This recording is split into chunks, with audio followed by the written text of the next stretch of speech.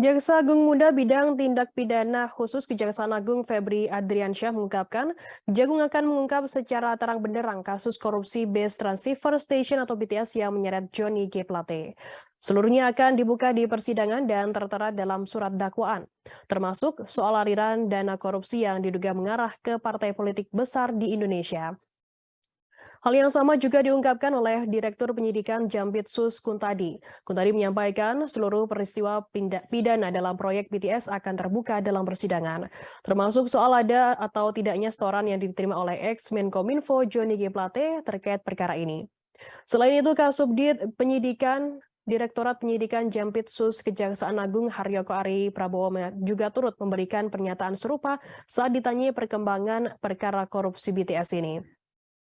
Saat dimintai konfirmasi mengenai keterangan antara ex-Menkominfo Johnny G. Plate, ex-Dirut Bakti Kominfo Anang Ahmad Latif, dan Kabak TU Kominfo Happy Endah Palupi terkait dugaan setoran, dia enggan menjawab banyak.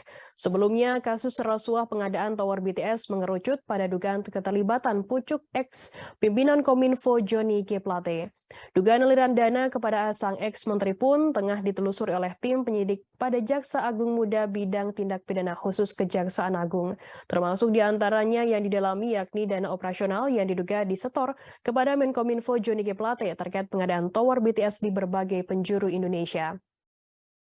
Sebagai informasi, dugaan setoran kepada Menkominfo Johnny G. Plate ini termaktub dalam berita acara pemeriksaan Direktur Utama Bakti Kominfo Anang Ahmad Latif yang telah menjadi tersangka.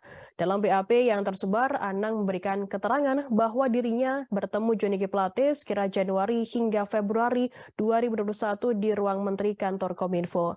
Dalam pertemuan tersebut ada pembicaraan mengenai dana operasional sebesar 500 juta rupiah yang mesti diserahkan setiap bulannya. Upaya pendalaman atas keterangan Anang Latif ini dilakukan Kejaksaan Agung dengan menggali keterangan Menkominfo Johnny G. Plate sebanyak 2 kali, yakni pada Selasa 14 Februari dan Rabu 15 Maret 2023. Pada pemeriksaan kedua, Johnny G. Plate dicecar 26 pertanyaan oleh tim penyidik selama 6 jam. Sementara terhadap Happy Endah Palupi yang namanya juga disebut Anang dalam BAP, tim penyidik telah menggeledah rumahnya dan menggali keterangan pada Selasa 21 Januari. Menurut Kuntadi, penggeledahan tak hanya dilakukan di rumah Happy pada hari yang sama. Ia mengungkapkan ada beberapa lokasi penggeledahan terkait kasus ini, namun dirinya tak menyebutkan secara rinci lokasi-lokasi penggeledahan yang lainnya. Terima kasih sudah nonton. Jangan lupa like, subscribe, dan share ya.